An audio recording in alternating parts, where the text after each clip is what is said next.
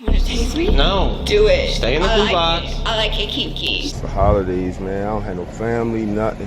Anyway, I just did something crazy, man. I just my ex-girlfriend in the head, yo. The following footage was released just recently by Law and Crime Network. It shows Grace Spoonamore, a 20-year-old exotic dancer who allegedly crashed her car. This case is pretty strange. While the articles about this and the video itself just presented as a drunk girl going crazy, a lot of people speculate that there is more going on, but let's have a look at the footage first. After an initial confrontation, she quickly was put in handcuffs. Put your hands behind your back. Why did you take off like that? I'm sorry. While she was somewhat understanding at first and even apologized, her mood will change drastically in the following minutes. Were you drinking or something? No. This was a lie, but she didn't really hesitate with telling the truth. Are you on something right now? No.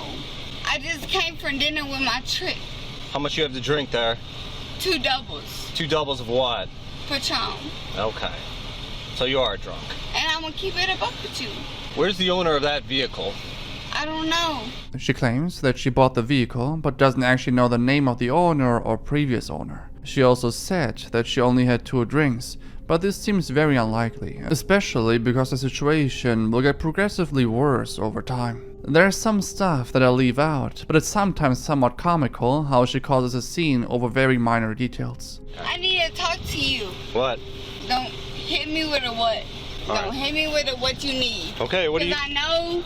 Put your foot in the car. Do I have to? Yes, put your foot in the car. Why you gotta be so demanding? After a different police officer asked again, she admitted to having 6 instead of only 2 drinks, and claims to have been at a friend's place, even though she doesn't even know their address. What follows now is a strange chain of events. She first spits on the police officer. Did she just spit on you? Alright, she's going down. We're not going to test her. She's going down for that. Yeah. We're not going to give her a chance to test. No, of course. And So, she clearly isn't going to. Followed by her now screaming and claiming that the police didn't help her when she got abducted. what do you No, what do I you don't want? believe you! For what? Because I've been abducted and cut up. I don't care. You wasn't needed when I needed you when I was bleeding out. Where was you? Was that in Georgia? No, it was in Cleveland. Well, we're not in Cleveland right I now. don't give a fuck. It's obviously difficult to say if she's telling the truth or not, but she further elaborates that many girls get captured and brought to Atlanta. You don't know what you're dealing with. You don't know how many girls have been captured to take to Atlanta. Atlanta, Ohio is the way to go. You can now obviously start speculating about what for, but considering her background and her suddenly being in these states, even though she doesn't live here, could mean that she was either taken against her will, lured into these states, or she's not saying the truth either willingly or unwillingly. Anyway, I really cannot show the following stuff because she actually peed on herself because she couldn't hold it. They eventually arrived at the station and everything went downhill. After the officer had told her multiple times to stand in the blue box, she refused. You wanna taste me? No. Do it. Stay in the blue box. I like it kinky. Stay in the blue box, Grace. Don't. Stay in the blue box. Step back. You can touch me. Step back. You touch me. She then began screaming all the time, accusing the officers of trying to outward her and trying to take her to Mexico. She's repeating over and over that they don't understand, and that the officers never captured those guys that abducted all of the girls. You can tell that suddenly the panic starts to roll in. She really doesn't trust them, which was very different in the first few minutes of their encounter. If you read through the top comments under this very same video, most people go with the sentiment that there's definitely more going on than just having a few extra drinks. There's a lot more going on with this young lady than DUI. Someone needs to investigate this case. She has a lot to say about abduction, R-wording, bleeding. And this is no joke. This poor girl is a lost soul and obviously the victim of a terrible upbringing and human trafficking.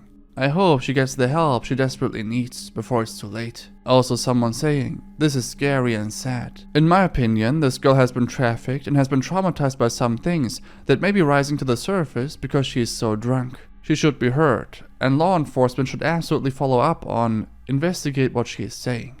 There really hasn't been an update on this. Grace was charged with OVI, speeding, obstruction of official business, and assault. Before we continue, if you want to stay up to date whenever I upload, please make sure to subscribe to the channel. The following will feature a very dark Facebook livestream. While Reggie Sharif Black, the man in the footage, seems rather calm and collected, he will seconds later do the unthinkable. To give context, Reggie Sharif Black ran a Facebook account named JBlack, where he started a livestream. In this livestream, it quickly became apparent that Reggie had taken the life of his former girlfriend Tara LaBang and is now in front of the house of his ex-wife. I thought that I would be doing this, but I gotta make it quick. For everybody out there that supported me and really knows what's going on, thank you all. I've been going through a custody battle. I've been going through having my ex-wife say I'm my children and all kinds of craziness. Been fighting for custody for 3 years. You know, been real crazy. What's up, Oliver? You know about this. Going through it with my ex-wife, blah, blah, blah. So and start dating somebody new. She got pregnant. We got in a fight. First thing she does is threatening that she's going to do the same thing. You're never going to see your kids, blah, blah, blah. It's the holidays, man. I don't have no family, nothing. Anyway, I just did something crazy, man. I just shot my ex-girlfriend in the head, yo. Felt like a dream. Like, I never thought I would be that guy. I can't go to prison, so the person that really started my and all of this is my ex-wife.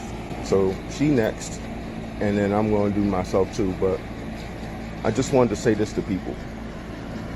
Don't play with people's emotions, man. Don't lie on these men. Oh, here's my ex-wife right here. Today's the day. Wendy Natalie Black was fatally wounded, and Reggie didn't want to go to prison, so he ended it all. The two incidents happened in succession. According to investigators, he first was in Baltimore for the first incident, and then drove to Colombia. Both of the women and Reggie himself were nurses. He made his ex-wife responsible for his decisions. He was distraught over child custody issues with both women, but his ex-wife allegedly started his mental deterioration. The children remained safe during the entire thing. His ex-wife had even filed protective orders against him, claiming that he had threatened her numerous times. She also stated, quote, "I'm terrified because I don't know what he's capable of. I don't feel that I'm safe. I feel that my life is in danger." Her protective orders were denied.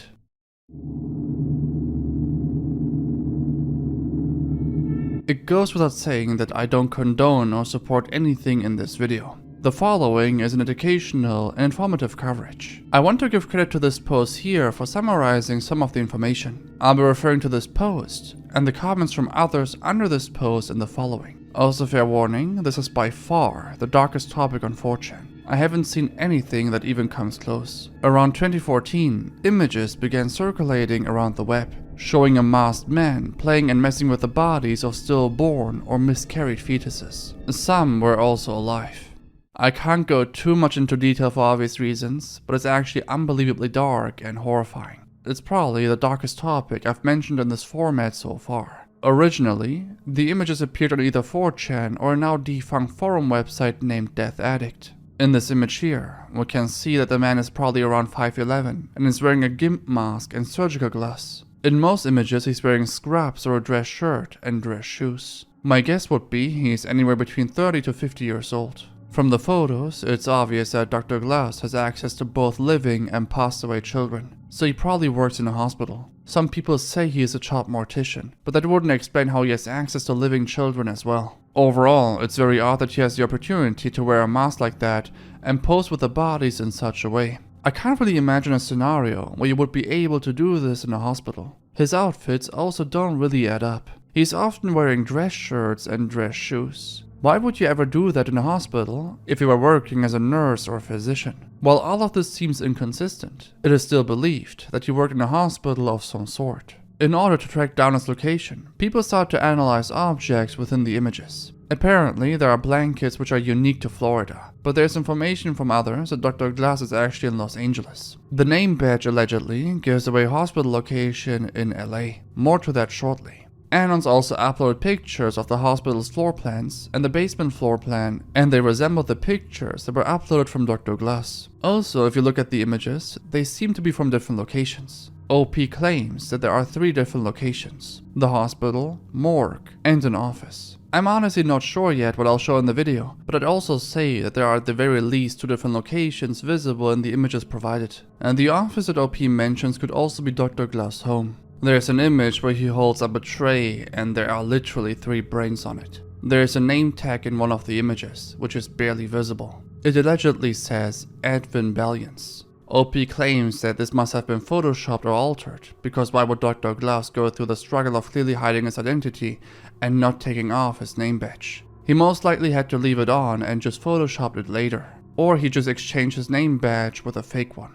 Though after looking in the comments, someone says that the name Advin is accurate. Also looking at the image again, it doesn't really seem photoshopped. To add to this commenter also adds that Dr. Glass worked for Glendale Memorial Health Foundation. Allegedly, Dr. Glass is possibly Middle Eastern or Armenian. Most people lean to Armenian. In a different image, we can see a laptop from HP, which was released in 2014 and then discontinued. So it adds to the timeline I mentioned in the beginning. In the last image provided, we can see Dr. Glass in his office or home. This image is the most disturbing, so I can't show it here nor can I describe it. But it's definitely the strangest one out of everything. There's also a very interesting theory. In the image with the brains, this person seems to be a completely different person. This image resembles a woman, because she is wearing eye makeup, and if you compare their hands, the guy in the first image clearly has way more hair on his arm. So they are most likely different people doing the same thing. They could be a couple producing this type of content to then sell on the dark web, or trade their images for similar images. It is assumed that one of them works in the hospital, while the other works somewhere else. That's why they have a wide range of access. On the other hand, they could be working together in all of those locations. In some images, it also makes the impression that they may take photos from each other.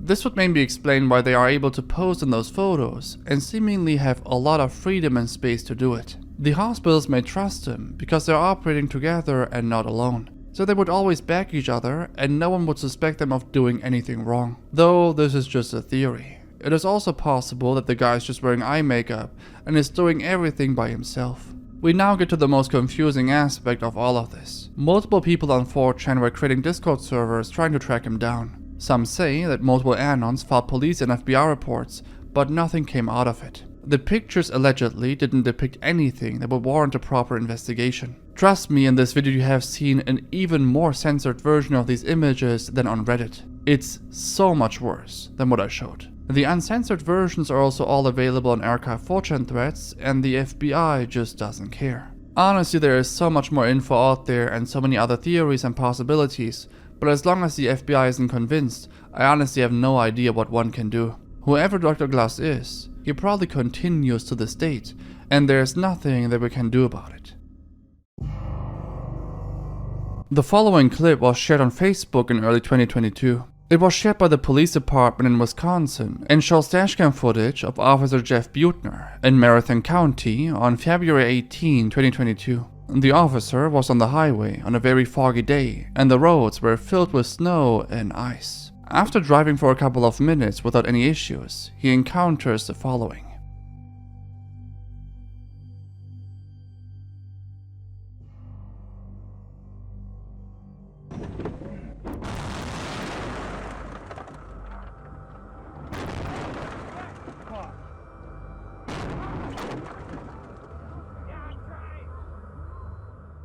Due to the fog, he witnessed the pileup of cars way too late and couldn't stop his car due to the icy road.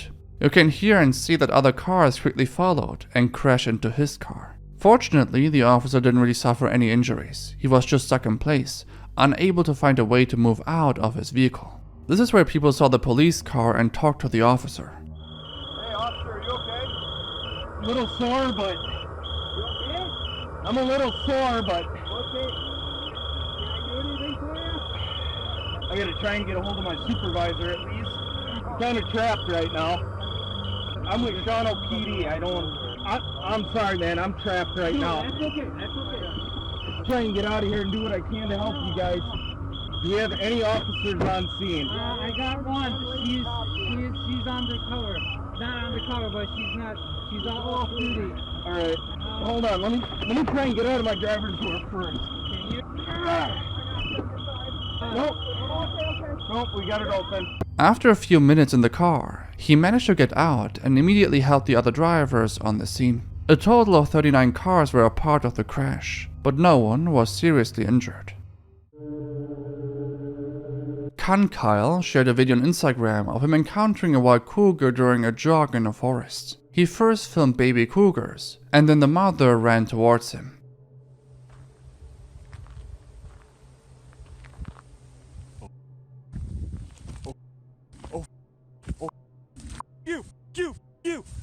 You!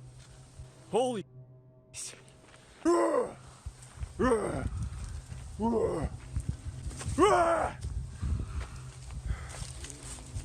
No! Get the way! Go! Go! Go! No! No! Go away! Go away! Please go away! Oh. Go away. It sure is a tough situation. The cougar thinks that he tried to harm her children, that's why she's hostile and advancing towards him. Kyle, on the other hand, is making loud noises in an attempt to scare her off. He doesn't turn his back for the most part, which is definitely crucial, but there's one situation where he turns his head, and the cougar immediately sees an opportunity. No, go away! Go away! No! No! Holy... No! Get the way! Stupid kitty cat. Holy, come on, dude. I don't feel like dying today. No! You dude. Trying to attack me, you guys look away from you. At this point, he took a rock and threw it at the cougar. Yeah, get the... Yeah, so that just happened.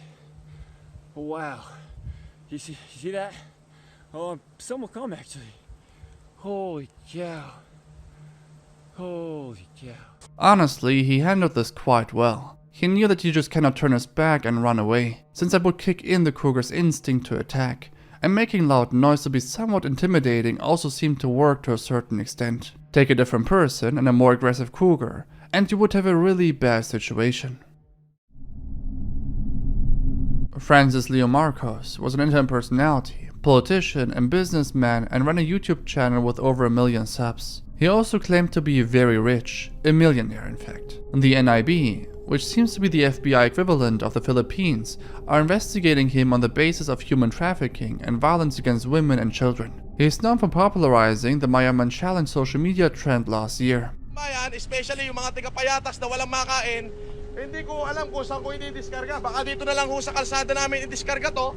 At pagka umulan mabasa, pakinabangan ho ng lumot yung ating mga bigas. Sige, buksan nyo na. At susubukan na lang natin ipasok dahan-dahan. In this challenge, Francis challenges rich neighbors and politicians to help the poor, especially during the pandemic. Allegedly, this entire trend began when his neighbors blocked the entry of a big truck carrying sacks of rice for the gated community. Francis was upset that the truck got blocked, but wasn't able to do anything about it. He then took the rice himself and brought it to the house with his own car. After this incident, he challenged his neighbors to do the challenge so they can help poor people instead of hiding in their houses. They were obviously hiding because of the pandemic. In many of Francis' vlogs, he was mocking those rich neighbors and politicians for not doing anything, except of hiding. This didn't sit well with his neighbors. One came forward and exposed Francis as a fraud. His real name is supposedly Norman Mangusan, and he doesn't own the things he claims to own, like the Green Meadows. He is therefore a fake millionaire. Even the former First Lady calls him a fraud, claiming that he targets wealthy Chinese businessmen who want to do business in the Philippines and attracts them with charitable causes. Regardless if he's really a fraud or not, this trend actually helped the poor receive some food. In 2020, he got arrested by the NIB for an unauthorized business, which aimed to support people that needed glasses. There were also 2 more charges filed back in 2006 for trafficking and violence against women and children. The reason these charges are brought up again is due to new information surfacing that his real name is actually different. The reports back then had been filled under that name, so it's possible that he really might be guilty of these charges, but nothing has been proven yet, so he remains innocent of these charges as of yet, as far as I'm informed. This also appears like a revenge act from all of those rich people and politicians to shut him up after he started to call them out. Not sure though, it's difficult to say if he'll even get a fair trial. This case here is not only a tragic tale of a young woman's passing, but also a reflection of the broader issues of the justice system in Japan. It highlights quite well that certain cases aren't treated with the same respect as others, which seems to be both a juridical and societal issue. In Ino's case, the Japanese police were actively covering up details in their investigation and blaming Ino. The media ran with fake news and slandered Ino's character even more. It's certainly one of the most unfair cases ever, and it received a lot of attention on the internet, and laws were changed and implemented to avoid similar cases of happening. This case takes us back to early 1999. Ino Shiori was attending college and was 21 years old. She was at an amusement arcade with her friend near Omiya Station in Omiya Ward, which is in Saitama.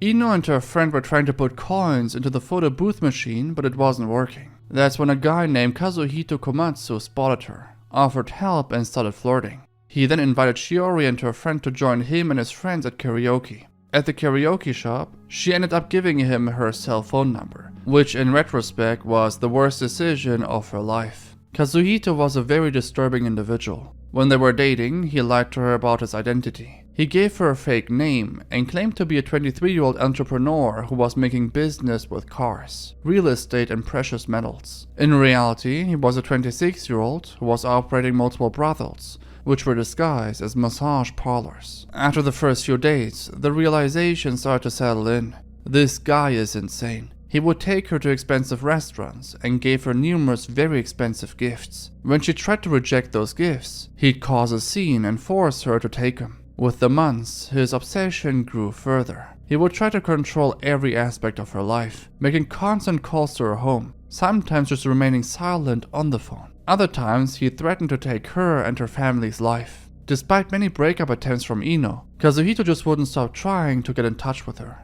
During this time, Ino started to suspect that Kazuhito wasn't the guy who he was pretending to be. She was worried that he was connected to dangerous people because he had 2 Mercedes cars, carried thousands of dollars in the trunk of his car, and once when he was in a car accident, people that could have been in the Yakuza or a similar group came to visit him in the hospital. Kazuhito would also make it clear that she needed to repay him all of those gifts and other expenses, or he would let her work in one of his brothels. He went on to say the following: "If you still want to break up, you'll be mentally hunted down and punished. I'll ruin your father and destroy your family. Don't think of me as an ordinary man. I won't forgive the woman who betrays me. I can use my personal connections and all my fortune to crush you. I don't need to do it myself. There are many people who I can control with money." And he definitely wasn't lying. But let's first talk about Ino reporting this to police. The police listened to Ino and said that she had no evidence for her claims. The detectives even twisted the entire thing, telling Ino that she's guilty as she had hurt his feelings by cutting off the relationship and exploited him by accepting his gifts. Even when she went to see a lawyer, they refused to help her, saying that she got a lot of gifts, which apparently makes it okay to ruin her life. In Japan, they desperately try to keep the crime rate low, which is why police try to get parties to resolve issues on their own. Rather than file official complaints, they ask victims to think about it and see if they can handle it on their own. Especially in cases where domestic issues are concerned, police hope to keep these cases off the record. And these statistics are merely smoke and mirrors. The police just don't want to get involved. This gave Kazuhito all the freedom of the world to do what he wanted to do. So he grabbed his brother and friends, kidnapped Ino, and gang-awarded her. All of it was captured on tape. Keep in mind that even after reporting this, the police kept on ignoring it, even going so far to tell Ino and her family to take back their complaint, lying to them that they can just refile a complaint, which is not possible for the same offense. This would have left Ino at a place where she could have never pursued legal action. It gets even worse. Because Shiori's family refused, they falsified the report and changed the complaint about an official complaint into merely a report of an incident, therefore not requiring any official outcome. Kazuhito went ahead and hired a few managers of the brothels as hitmen to end Ino's life. He paid them a total of around $175,000. To avoid suspicion and for an alibi, Kazuhito decided to take a trip to Okinawa. One of the hitmen was watching Ino's house, and the other was waiting in a car to escape from the scene, and the last guy was responsible for Ino's passing. Now the police had to obviously cover up their incompetence, and man, this is beyond disgusting. They painted Ino as a gold digger and a prostitute. They fabricated lies that Ino was actually a worker for Kazuhito at one of his alleged massage parlors and was just a money-hungry pig that just couldn't get enough. And the media ran with it, ruining her entire reputation. The only man who believed in Ino outside of her family was a journalist named Kiyoshi Shimizu, a true hero who dug way deeper than everyone else in the media industry. His investigation showed that Ino was telling the truth and that the police were falsifying documents and reports. Finally, other media outlets decided to give in and report the true story, which led to very delayed justice being served. While Kazuhito himself actually decided to off himself, his brother and friends were all charged. His brother got a life sentence, the main perpetrator 18 years, and the other two 15 years. While this event certainly shaped the way these cases are treated, there is no doubt that similar things happen worldwide and they often go unnoticed or unheard. I also uploaded the second version of my disturbing part of YouTube series. Click here to see it.